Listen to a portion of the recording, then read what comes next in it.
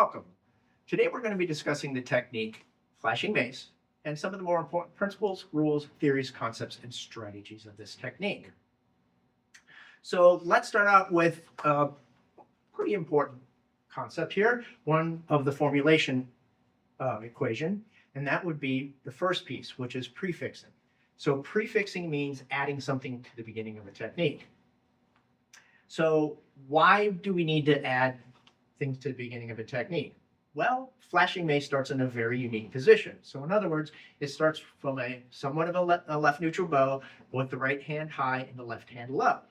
We go, well, where do we ever start from this position? Well, we could if we were leaning against a wall, talking to somebody or talking to this person, but then they throw that punch at us. Well, what happens if we're not in that position? We're just standing here talking to the person. Could we still do this technique? Well, yes, we could, but we have to add a prefix, and this is where that concept comes into play. So in this case, let's go through this prefix and how we get to where we need to be in this technique. So we need to talk about rule number one. We're not in a good stance. So what we need to do is establish that base and then get our hand high. And as that punch is coming in, we're starting to do that block to get this hand high, right? So we're going to do this all at the same time. So what is the problem with this? Well, the problem with this is economy of motion, or don't make a cock a separate motion. So in this case, I brought this right hand up, but I didn't do anything with it. That's a big no-no in Kenpo. We want to obey the principle of economy of motion. So in this case, don't leave something out when you can use it. So what does that mean here? So what we're trying to do is divert this so we get line of sight so that we can get the hit. But we're passing center lines. In this case, this horizontal center line. So we need to use it. So in this case, what we can do is we can insert it here for a hyperextension or a break, which aids us in order to move that right hand out of the way so that we have line of sight for this strike. Okay, now we finish that prefix in a proper way. So we have this right hand high, and let's talk through this next piece. This next piece is we're going to be hitting this opponent in the eye socket with a raking maneuver. So in other words, a method of execution of raking. Raking means that we're going to be hitting with multiple knuckles at the same time. So if you'll notice, in order to do that, we have to create a circle. And this brings in the next concept of circular rotation. So circular rotation is basically using a series of circles together in order to enhance the strike. So let's see how that works here. So we could just theoretically hit this opponent like this. But if you'll notice, it doesn't look very effective. Why? Because we're not using circular rotation. So if you'll notice, we are using the circle of our hand and our wrist, but we can also use the rotation of our shoulder and our body, all working together. So all of those circles working together in order to enhance the strike. Another way to think about this is called body English. So one other thing that we can also add here is the shifting of our body just slightly forward and backward. So as we come in, we use that circular rotation and the shifting of our body in order to hit. So this brings in another concept, establishing that base and keeping that base while we do the strike. So in other words, what we don't want to do is push off and launch and not have a base. We went through all that trouble to establish base. Let's not give that up.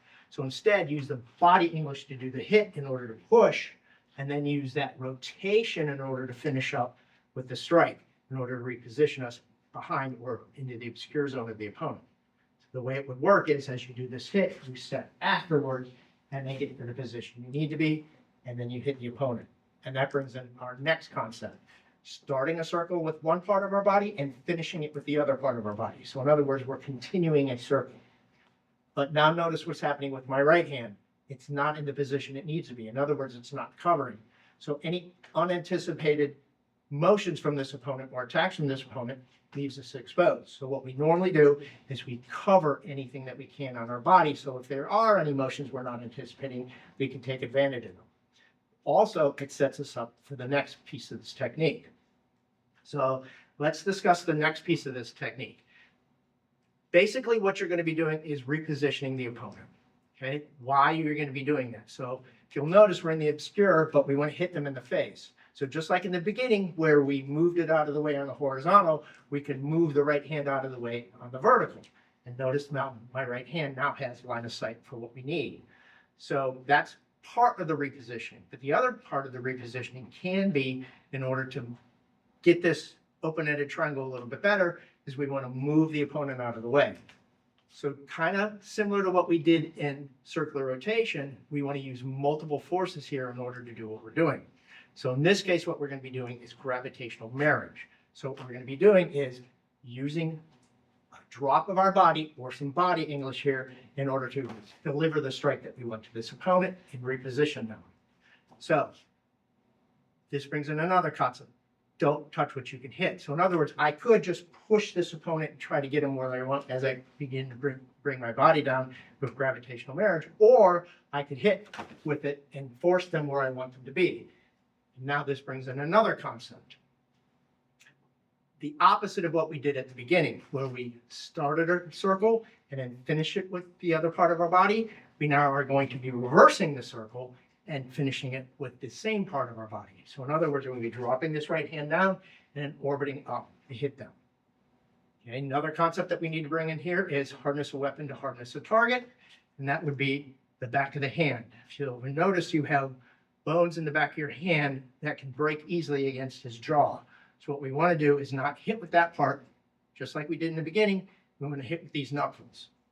So now, there's one other piece that we want to talk about here on repositioning this opponent.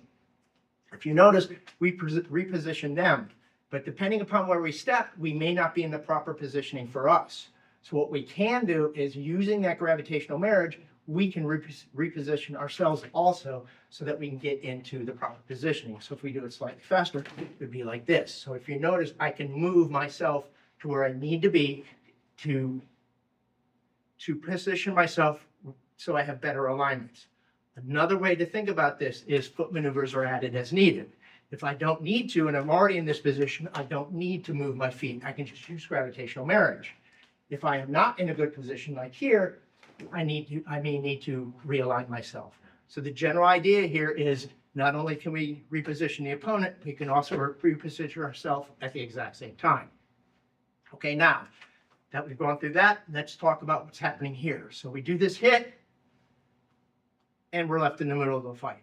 The ideal part of this technique is you just cross out the cover and leave the fight.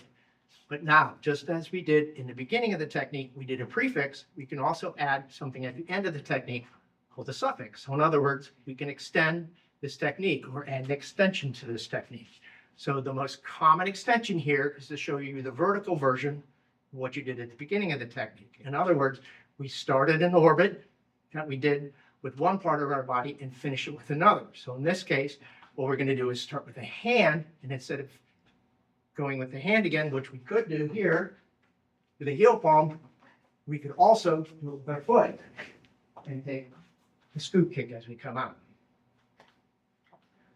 So now that we've covered the major principles, rules, theories, concepts, and strategies of this technique, let's do a slow demonstration so that you can see it being executed.